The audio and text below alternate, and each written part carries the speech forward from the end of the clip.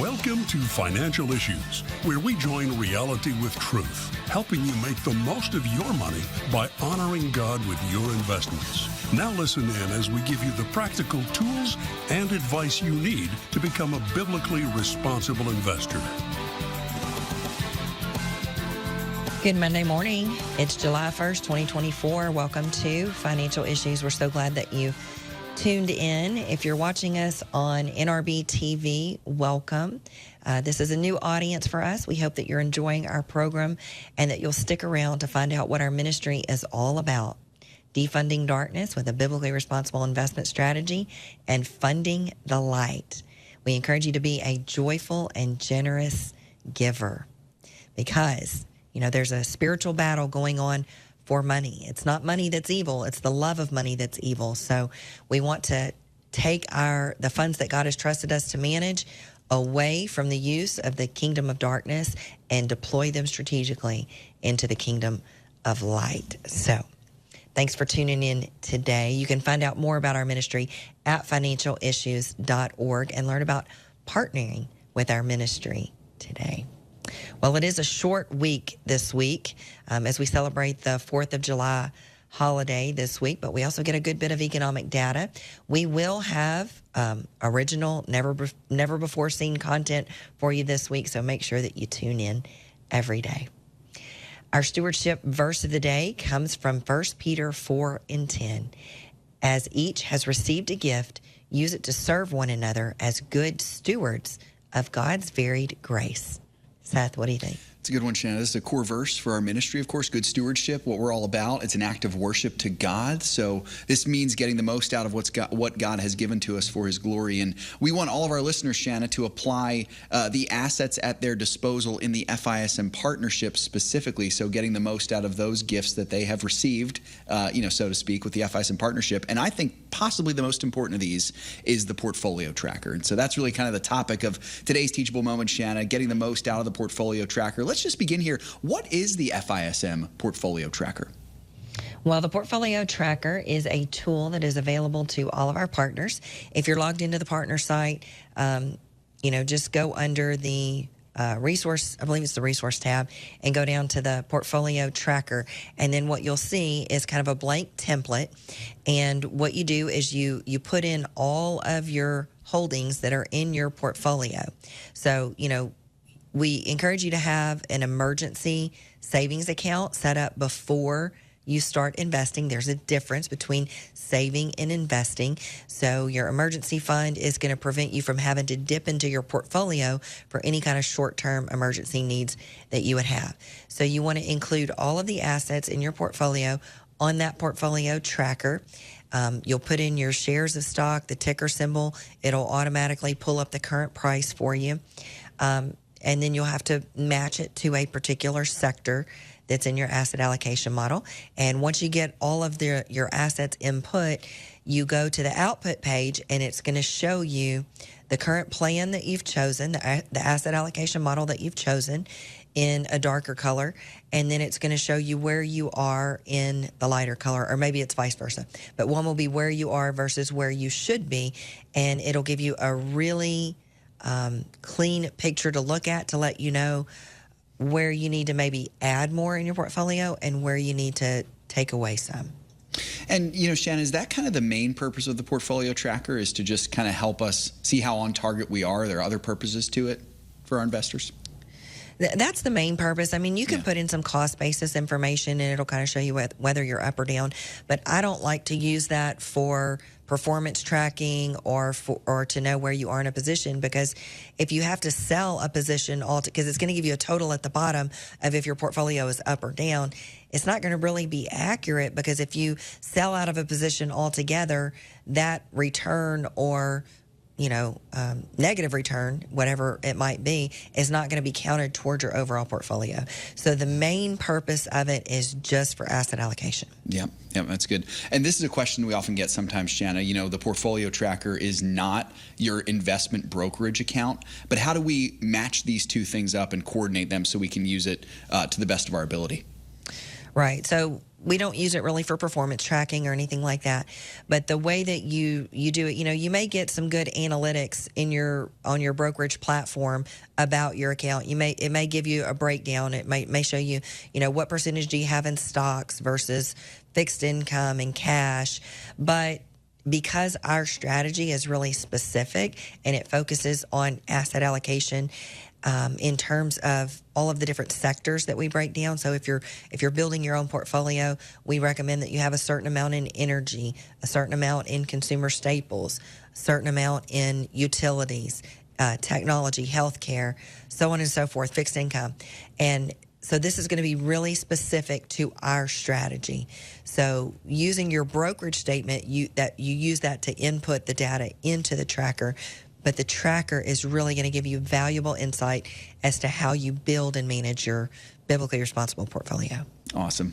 Let's broaden the scope here now, Shana. We've been talking to our new listeners, our new partners, and now I want to include the veteran partners as well. Hopefully they were listening to all that as some good review, but this is a question for them too. So as we desire to be properly reflective of our brokerage accounts with the portfolio tracker, how often do you recommend our listeners check their tracker? How often do they make necessary adjustments? What are some tips and tricks you can give us there? Yeah, so if you're using the stock strategy where you have individual positions, I would say you could make adjustments or review it quarterly, so 4 times a year. At a minimum, you want to look at it at least once or twice. But if you get into, trying to do this on a weekly or a daily basis, it's going to take up a lot of time, and it's going to be counterproductive for you because, you really need to give your investments time to work. And if you rebalance more often than you should, you'll really hinder the return potential for your portfolio. Yeah. I could imagine that could also lead to a temptation of worrying too much about the portfolio and Absolutely. kind of hyper-analyzing a little bit. Yeah. Yeah. Last question for us, Shana. This is great. And this is as much as you're able to say on air here, because I know this is just for partners, of course. But any tips and tricks that you can give us for utilizing the tracker well? Yeah, so you want to put, as I said before, put all of the assets that you're managing in your portfolio, not your emergency money, not your short-term money, not your money that you're using for other purposes, but put them into the tracker on the model that you want to use. Then before you look at the output page, make sure that the total at the bottom, where it adds up all of your positions, matches your brokerage statement, because sometimes you can miss key data or things like that. So you want to check the totals to make sure that they match up. The easiest way that I've found to do it is just to put things in alphabetical order, because that's typically how they show up in your brokerage account. Of course, you can sort them if you want. But then that gives you a way to kind of run down and compare on a line-by-line basis to make sure that you've got everything, because if you're missing something, then it can really skew your output. And then make sure that all of the sectors in the sector column are coded to something, because you can go to the output page, and if something's missing, it'll still give you the output, but it won't be accurate. So just make sure that everything's matched up there. Awesome. That's great, Shana. Thank you so much. And I'm sure our veteran partners appreciated that as some review as well. I think we have time for 1 or 2 questions here before the end of the segment. Noah is asking, I currently have MA34 and recently MA42 has been added to the buy list. Are these 2 companies too similar to have in our portfolio since we need diversification within each sector? And then he has a follow-up. If so, do you recommend one over the other? He's 37, Shana. Yeah. So great. I love to see that we're getting more young people interested in the strategy. So Noah at 37, that's great. And it sounds like you're doing a great job listening too, Noah. You're really picking up on all of the pillars of the strategy. So to answer your question, I think it's fine to have both of those. They're different enough. Awesome. Next one up here, Shana, is Matt. Matt is wondering about E18. He says it's on the buy list. Does this company issue a K1? I tend to shy away from companies that issue K1s for personal reasons, but I didn't see in the comments if this company would issue a K1 or not. And then he has a follow-up question there. Maybe you want to tackle that one first? Yeah, so I don't believe that it does. You'll want to double check that, but to my knowledge, I don't think it does. And, I get it. Some people will shy away from it because it causes them extra reporting on their taxes, or they may have to wait for the K1s to come in. But, I don't really find that as a compelling enough reason to avoid some of those company. But of course, that is a personal preference, and it sounds like you're doing a great job following along. So thanks for that question, Matt. Yeah. Well, folks, I know that we probably don't have time to get to any more in this segment. We're coming up on a break here, but we've got some more great content for you. We have our friend Jason MacDowell back later in the show. We're going to be talking about taxes and how you can, some of the things that you need to know about taxes and how you can prepare to be tax efficient. So we hope that you'll stick around. The only exciting thing about taxes, Shana, is hearing you guys talk about it. That'll be good. And figuring out how to not pay too much. That's right. That's right. Amen. So, good stuff. All right, folks, we got to take a break. Find out more about our ministry at financialissues.org and stay tuned because we're going to be back right after this break.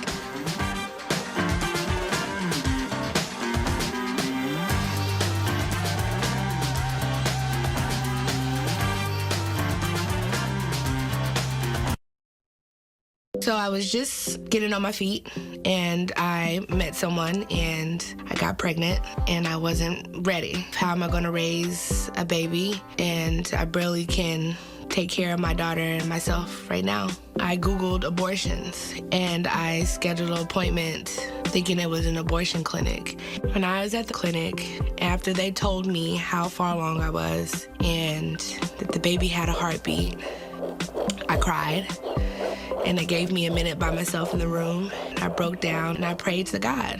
I asked the Lord to, when I walk out of those doors, to just give me the strength to be able to go through the pregnancy. Made my decision at that time. I'm super grateful that I'm able to go down this journey with my daughter. And I'm just super glad that I didn't have an abortion. I've learned how to trust God. It feels amazing.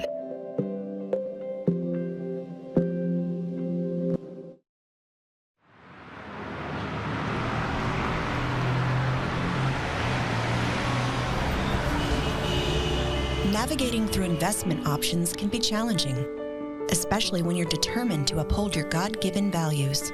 Every dollar you invest is a vote for the world that you want to live in. Let your values guide your investment decisions and help to shape the culture in which we live. Become a beacon of light and pave the way with biblically responsible investing. Timothy Plan, where faith and finance collide. Before investing, carefully consider the fund's investment objectives, risks, charges, and expenses of the investment company. This and other important information can be found in the fund's prospectus. To obtain a copy, visit timothyplan.com or call 800-846-7526. Read each prospectus carefully before investing. Investing involves risk, including the potential loss of principal.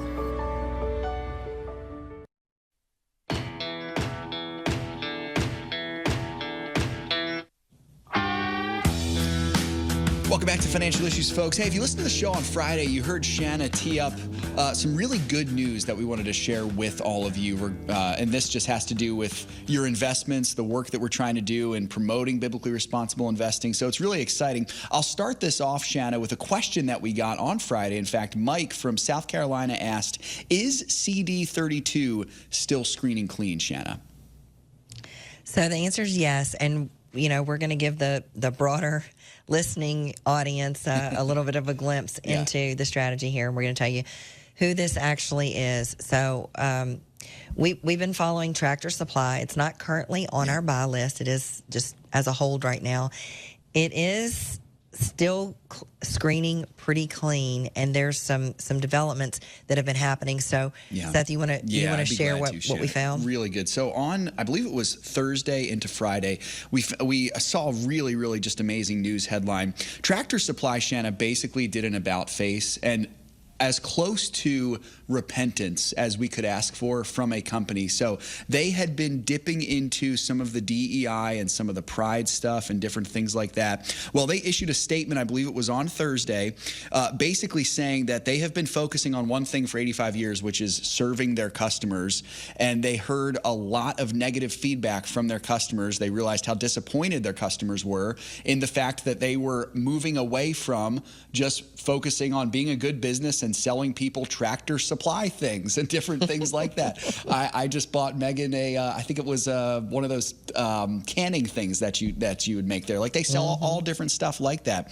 So what they decided is they said, we've taken this feedback to heart, and so moving forward, this means we will no longer submit data to the Human Rights Campaign. Shana, we mentioned this on Friday, that this is kind of like a benchmark thing that companies are doing to basically get a good score with the LGBTQ overlords. They're not going to do that anymore. They're not going to partake in pride parades. They're eliminating DEI roles, and they're going to retire their current DEI goals while still ensuring a respectful environment, absolutely, withdrawing the carbon emission goals. They're basically, Shana, focusing on just being a good company, and this is exactly what we want. Like, thank you so much, Tractor Supply. This is great news. So we really wanted to just share this with all of you. Shana, what are your thoughts on this? Yeah, so just to give you kind of a glimpse into some of the behind-the-scenes things that we look at here, we do screen our companies that are on the broad list. We screen once a month, and we primarily always use the evaluator, which is on our website. You can go to the resources tab, drop down to evaluator, and you can screen your own companies there to see if they have any violations. So they're technically still clean there. It was what came to our attention was that it screened dirty on another screener, and it was for the information that was found on this HRC list. Yeah. And that was their only violation. So, just because they had a good score for HRC for, their DEI policies and things like that, that wasn't really enough for us to issue a sell alert. So we started talking about it. We, of course, reached out to the evaluator to see if they still had that violation showing up for them. And then I ran across a video that a guy named Robbie Starbuck had done about Tractor Supply. It showed, some of their, of course, surprisingly, this Pride Month this year has been much quieter than usual. It has but been. I did run across that video, and he was showing the headquarters, how they had decorated for Pride Month and, some other things like that, which are concerning. I think it's a huge morale killer for a company's workforce, especially one that serves the demographic that they serve. The customer base of Tractor Supply, I would imagine, is very conservative and probably would not appreciate the whole Pride Month, supporting festivals and things like that they would not really.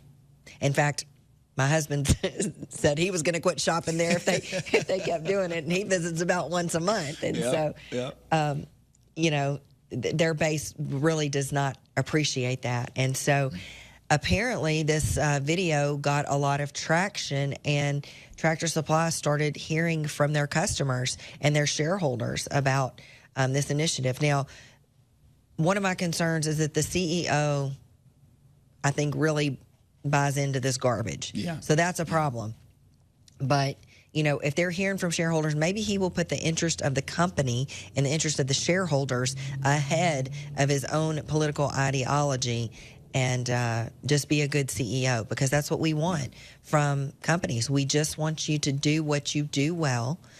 Sell products that your customers want. Sell them for a good price. Have good customer service. Those are all of the things that Tractor Supply should be focusing on, and that's what it says in their statement now that they're going to go back to focusing on. So, that's really great news. Yeah. Absolutely, Shannon. I think this just shows, again, the offensive weapon that we have here at the ministry specifically, but also anyone who does biblically responsible investing, and that's our voices. Like when we make our voices heard, man, that's really good. That's really, really good. It is. Shannon, could you just talk about kind of the power that we do have? Because I think sometimes, I know for me, I look at the giants before us, the liberal establishment seems like they own everything. They own the media. They right now, currently in summer of 2024, own the White House. They own sports media. They own social media. They own the healthcare industry. They own the universities. Sometimes it feels like we're up against a giant that we can't defeat. But seeing things like this brings me great encouragement. Could you speak to that? Yeah. So, the main focus of the ministry is to honor God with the way that we invest. So the one thing that we can control, we may be up against a giant. We may not be able to have much sway with the powers that be, but those powers that be, our financial advisors, anyone else that we're dealing with, they're not going to be answering for our decisions when we give an account to the master when he comes to ask for an account of how we handled the resources. We're going to have to give our own answer. We're not going to be able to blame it on them or rely on them. If we knew that that's what it was supporting and we chose to continue owning the company anyway, we have to own that decision and we have to take responsibility for it. So, that's the main crux of the ministry is, the good news is we get to choose whether we own those companies or not. And we're going to stick to our guns and tell you not to own them when they're doing crazy stuff like this. But we also do get active a little bit. Now, we're not like the left where we're going to ask them to support our ministry or to support our work or to give to Christian organizations or make public statements like that. We just want them to do what they say they're going to do now. Just focus on being a good business and return value to shareholders.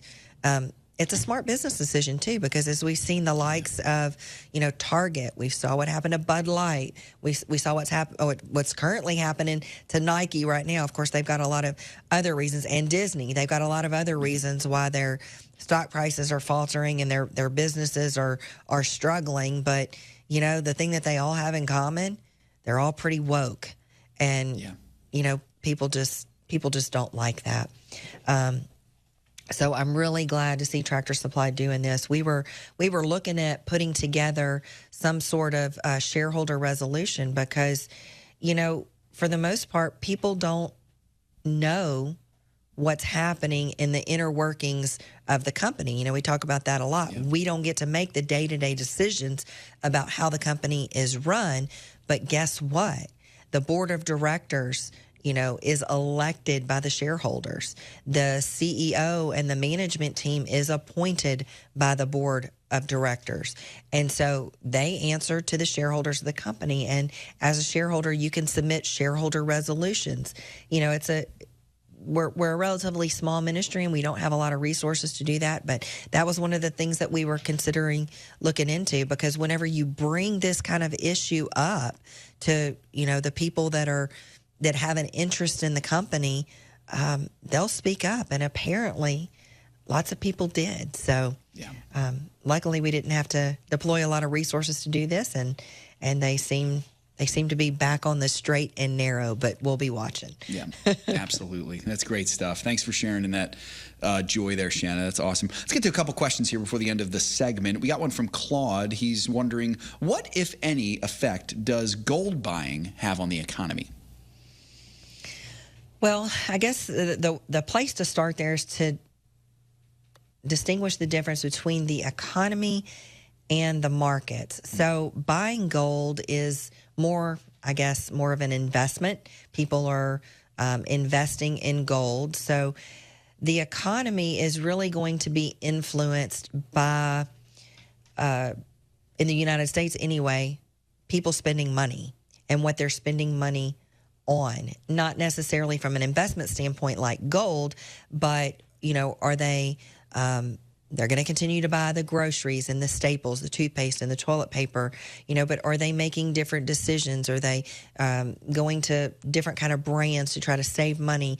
Are they still spending discretionary income on experiences like travel and concerts? That's been a trend post-COVID as people have, came out of lockdown.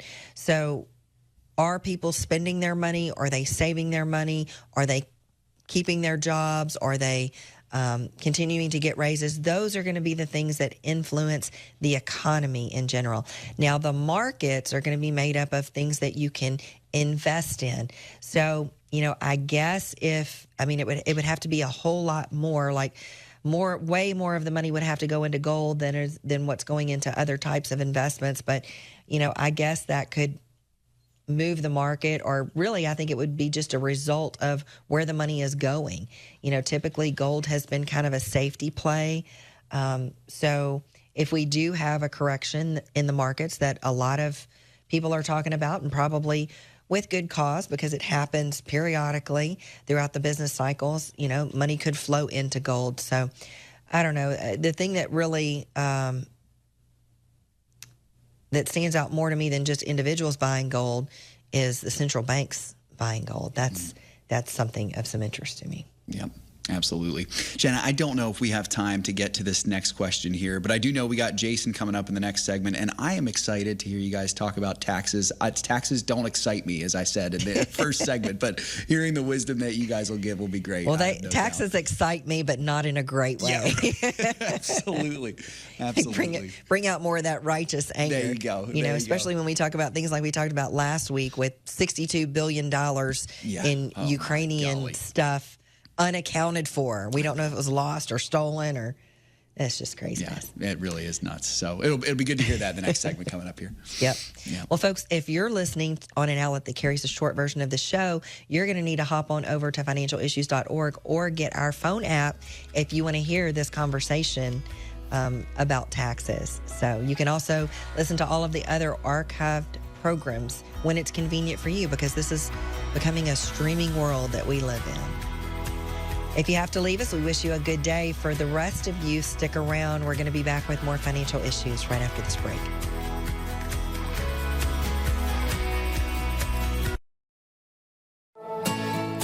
Through the ministry of Preborn, the Financial Issues family has saved tens of thousands of lives of babies. What an amazing job that God has done through you, the Financial Issues family. Would you join us in saving the lives of babies? What an amazing reunion we will have in glory, meeting all the people that we have saved. Please go to preborn.org. That is preborn.org or financialissues.org and click on the Preborn banner. Every time I turn on the news, I get so frustrated. When I read a headline, it's obvious they're just trying to manipulate me for clicks and views. I just want to stay informed about what's going on without all the drama and opinions. I knew I needed to find an alternative, and thankfully I found FISM News. They keep the viewers up to date with all the latest news without the extra noise. Check them out by going to fismnews.tv. That's fismnews.tv. In a world where financial decisions can feel overwhelming, it's easy to lose sight of what truly matters. But what if there is a way to align your financial goals with your deepest values? Financial Issues has helped us navigate the complex world of finance through a biblical lens. By prioritizing and investing in a way that honors God, Financial Issues has empowered us to focus on what truly matters: our family, our faith, and our future. With Financial Issues by our side, we can invest knowing that our financial decisions are in line with our values. Take the first step today and become a Financial Issues partner to access rich online resources, training tools, and guidance for biblically responsible investing. Head over to financialissues.org and learn how to invest your money in a way that honors God. That's financialissues.org. I'm Renata Kish with your FISM News Update. It's Friday, June 28, and here are today's headlines. President Joe Biden and former President Donald Trump sparred over the border crisis, abortion, and inflation in last night's presidential debate. Biden touted strong job numbers and called his predecessor a convicted felon, referring to Trump's hush money trial verdict. Trump slammed Biden on his economic and immigration policies. But concerns over Biden's cognitive fitness for office were not relieved last night, as Democrats had hoped, with liberal outlets reporting that they are in full panic mode. Biden seemed confused during the debate and at times made incoherent remarks. After the debate, First Lady Jill Biden appeared to lead the president off the stage. The White House said that Biden was suffering from a cold. The Supreme Court ruled 6-3 yesterday that doctors in Idaho must be allowed to perform emergency abortions. The majority opinion cited federal law. Securities offered through G.A. Reppel & Company, a registered broker-dealer and investment advisor, member FINRA and SIPC. Opinions expressed by Shana are hers alone and are for informational purposes only and do not necessarily represent those of G.A. Reppel or the outlet on which you are listening. You should consider how the information applies to your situation prior to personally implementing it, and consult any financial professional you work with to make sure it's applicable to your financial plan. Welcome back to Financial Issues. We're so glad that you tuned in today and that you're sticking with us through the long version of the program. Well, I'm sure much has been said by now about the presidential debates last week that we saw between former President Trump and current President Biden. One of the things that they did touch on during that debate was taxes and spending. Now, they didn't spend near enough time talking about that for my liking, but it's something that you'll hear us talk about a lot here at Financial Issues, because we want to be good stewards of everything that God has trusted us to manage. And as good citizens and stewards of the Bible and those that follow God's word, we pay Caesar what is Caesar's. So we pay taxes.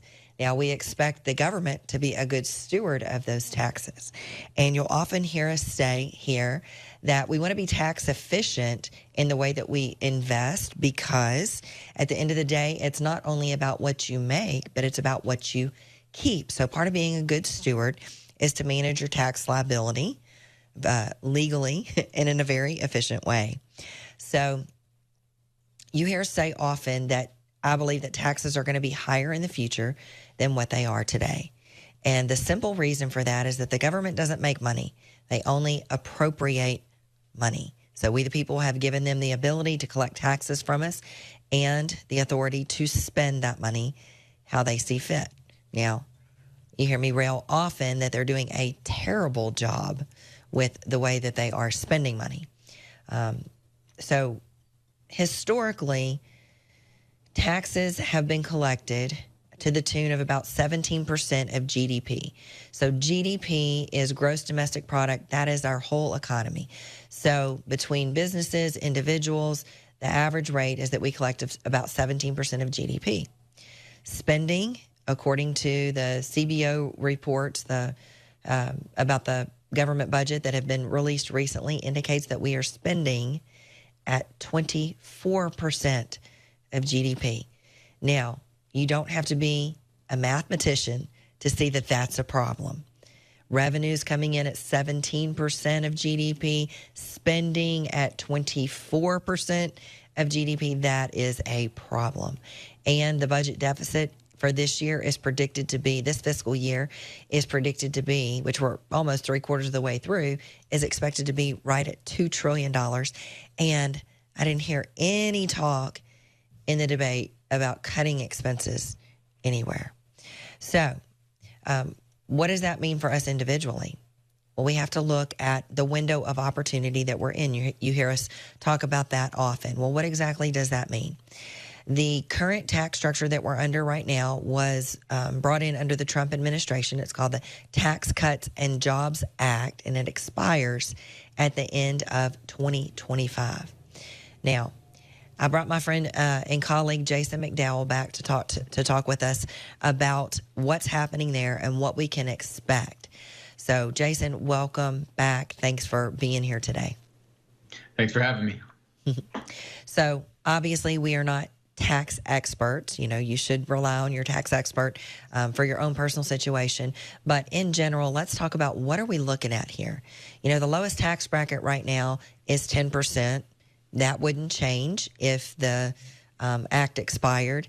And the highest tax bracket would only go up 2.6% to 39.6%. Now, Biden is claiming that he would not raise taxes on anyone who makes less than $400,000, and that he won't renew the Tax Cuts and Jobs Act.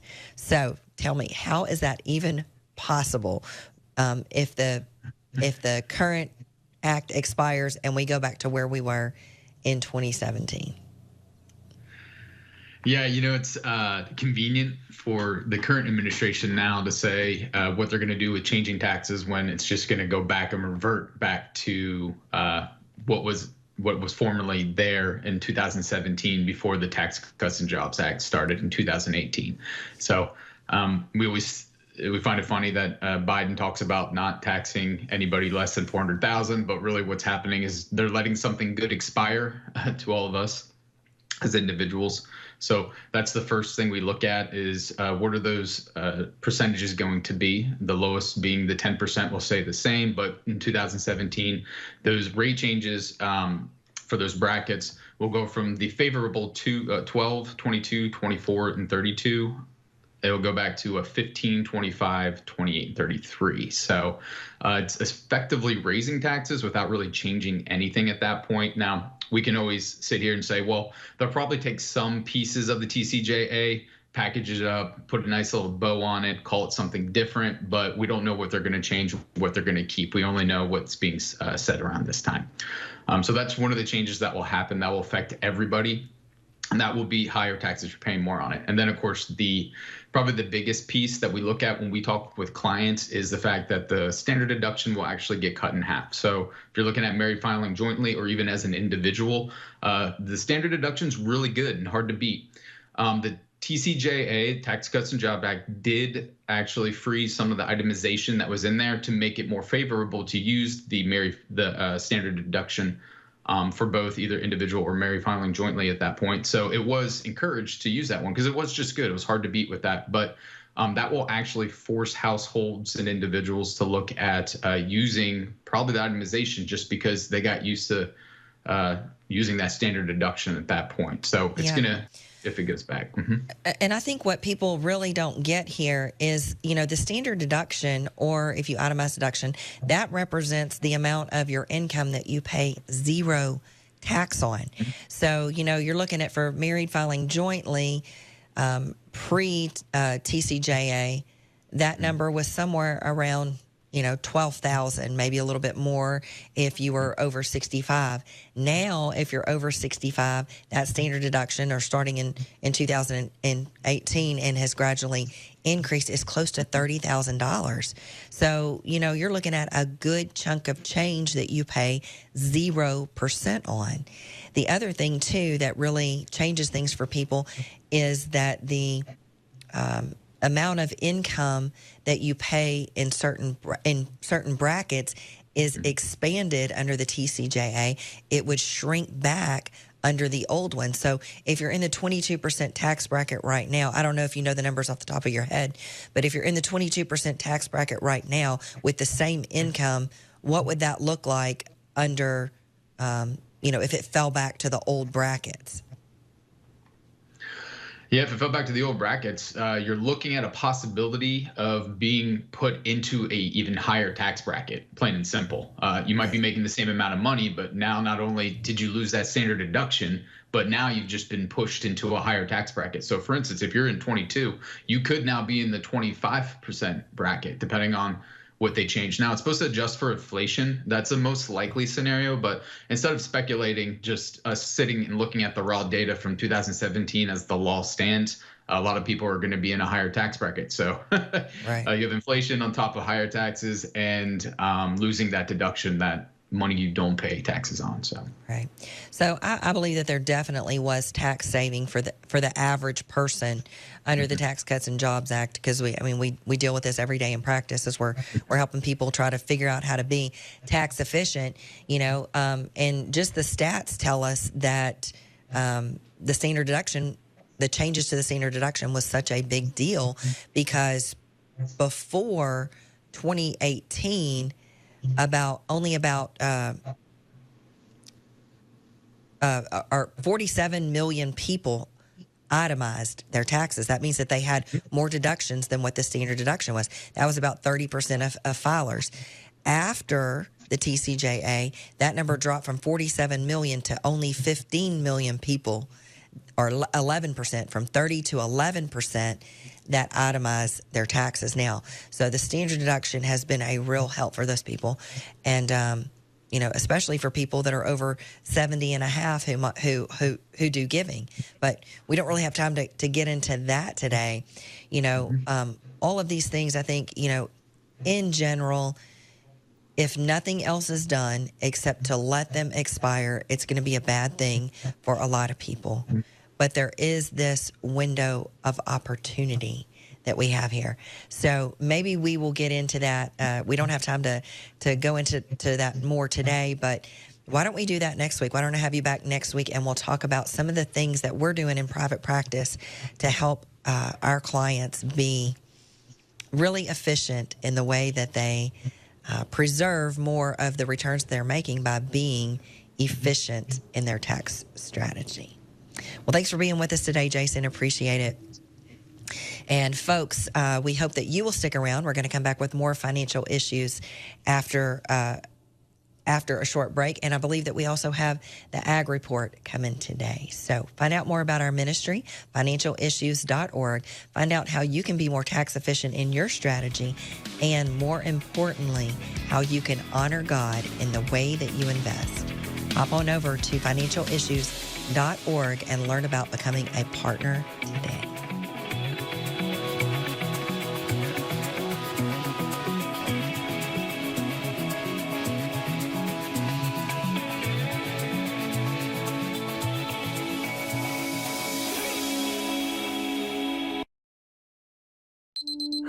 When it comes to money, I always have so many questions. I never know where to go to get answers to those questions. They never really teach you this stuff in school, like some of the best ways to handle it, how to save, when to invest, where to invest, even just what to do with the money. And if I put it in the stock market, what's the best way to protect from losing it all? That fear can be paralyzing. You don't really know what decisions to make. As a Christian, I don't want to give my money to people who are going to use it for things that God hates. When I discovered financial issues, it was like a burden was lifted off my shoulders. Not only did I gain access to a simple investment strategy that I can manage myself, I also have the peace of mind that my money will not be going to companies that actively promote things that God hates. Financial issues has allowed me to experience peace in my investments. Invest your money in a God-honoring way. Go to financialissues.org. There are moments in life that define us. Choices determine the courses we take. Choices that create life, or those that save a life. And some make life worthwhile. There are decisions to stay or to go, to remain the same or to grow. Sometimes we pray and make peace. Other times we take a stand for what we believe. In celebration, mourning, triumph, and defeat, we are invested in every decision we seek. Despite differences, we have one thing in common, the desire to do all for the glory of God. Keep your wallet aligned with your heart and your investments in harmony with your faith.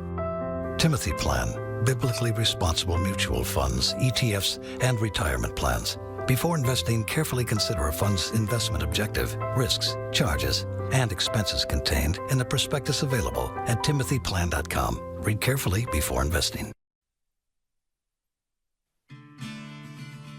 The opinions and recommendations expressed on this program do not necessarily represent the opinions of the station or any of the program sponsors.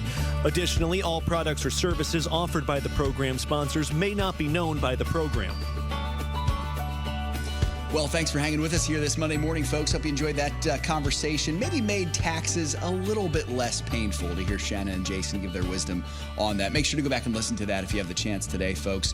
Great to see so many of you on the chat today. As always, the chat has been lively. The conversation has been dominated pretty heavily by last week's debate, of course.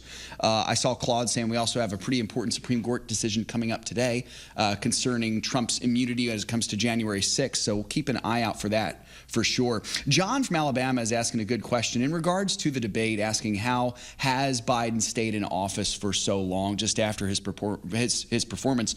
John, I think it's a really good question, honestly. My personal opinion on it is that it's very easy to have a puppet to manipulate because you've got someone who you can blame, the fall guy, but you also have someone who you can kind of pull the strings and make do the things that you want to do. I think Biden has been a puppet for a far more liberal, left-leaning administration than perhaps he was originally viewed as back in 2020. He was kind of seen as almost sort of like a harmless, kind of older guy, a little bit goofy. He's kind of been the puppet, I think, for this far left-leaning administration. We've seen that play out over the last 3.5 years. You know, folks, just as a final wrap-up to the debate, and I know we'll be talking about the debate more and more as November of 2024 comes closer with the election, I do think, honestly, it was very sad. It was very, very sad. The reason that I say it was sad is because the office of the President of the United States is supposed to be a position that we are proud of, that we're proud of that person who stands and represents us before the world. And the reality is the terrible job that the president did really kind of makes us a laughingstock on the world stage. You know, that's our president. Whether you like it or not, he's the guy right now. It might change in, a couple months, but right now he's our president. And to have done that poor of a job, that embarrassing of a job, it should make us frustrated, honestly, as Americans. And I think there is a right response of pity as well, for sure. But I know for me, I mean, it's almost angering to think that's how our country's represented on the world stage. It's really, really sad, folks. So just, interesting things there as we try to think about the debate and make sense of it and all that stuff there. But as of right now, I think it's a good time to get to the markets. We did finish the second quarter of 2024, folks. We're now halfway through 2024. We begin quarter 3 today. And the markets kind of started hot out of the gate to end quarter 2 on Friday. They settled into muted territory and they actually finished the day in negative territory on Friday. The Dow was down about 0.1%, the S&P down about 2/5, and the NASDAQ down about 3/4. The pre-markets this morning were positive starting the second half of the year. Currently, the markets are muted as well. The Dow is up pretty strong, while the S&P 500 is right at the flat line, and the NASDAQ, tech-heavy NASDAQ, which has experienced great gains in the first half of the year, is actually down about 0.4% or so. So we've now hit the end of the first half of 2024, as we said. Second quarter ended on Friday. The third quarter begins today at the halfway point of the year. And we'll talk more about this next week, actually, folks. But the S&P 500 finished well. It's almost 15% in the positive, 15% so far in 2024. The NASDAQ rallied just over 18%. And the Dow Jones, not as blessed by the tech-heavy nature of the other two indices, moderately rose almost 4% in the first two quarters of 2024. Again, later next week, Shana's going to share some more thoughts on kind of what we can make about the first two quarters of this year so far. But right now, we have the ag report to get to. Craig Haugaard comes on to give us what we need to know in terms of agricultural things. So farmers and ranchers, this is for you as well as anyone who wants to learn a little more about the agricultural market. Here is the ag report with Craig Haugaard. This is Craig Haugaard with your Financial Issues Ag Update for July 1st. Well, Friday was an incredible day. Traders were anxiously waiting for the quarterly stocks numbers as well as the planted acres update. Well, the USDA had some technical issues and that delayed the report getting sent out. And then when the report was released, it sent corn into a tailspin because of higher than expected acreage. In fact, higher than the highest estimate and the 8th highest we've seen since 1944. And if that wasn't enough, the stocks number implies that feed use in the last quarter was 80 million bushels less than a quarter a year ago. That could translate into the USDA's downward revision in July, which would increase the size of the carryout. At the closing bell, December corn was 13 cents lower at $4.20 per bushel. The soybean report pegged planted acres at 86.1 million, which was a bit below the average trade guess of 86.7 million. Now, this is probably going to have a minimal impact on U.S. supply and demand as it just reduces about 25 million bushels out of production. Now, of those acres, 12.8 million still have to be seeded as of the close of this survey, so we could see some movement in this planted acres number. When the closing bell chimed, the November beans were just 0.75 cents lower at 11.04. Wheat traded lower as a combination of greater harvested acres and a reduced demand resulted in larger projected carryouts. At the close, Minneapolis September wheat was a nickel lower at 6.13. Kansas City declined by 10.5 cents to close at 5.86 and Chicago was 6 cents lower at 5.73.5. Cotton futures responded to a planted acres report which showed cotton acres up 14% over last year. As a result, new crop December was down 189 points at 72.69. Livestock futures were mixed. We had August live cattle $1.02.5 lower, $185.42.5 per hundredweight. August feeder cattle were $1.35 lower at $259.30 per hundred. And August lean hog futures were $1.40 higher at $89.50 per hundredweight. Class 3 milk futures were softer heading into the weekend. August was down 20 points, settling at 20.04. This has been Craig Haugaard with your Financial Issues Ag Update. We'll be right back with more financial issues after this. Thank you all for your prayers for Craig, by the way. We'll keep you updated on how he's doing with his recovery from surgery. So this week, a shortened week, as you heard Shana say earlier in the program.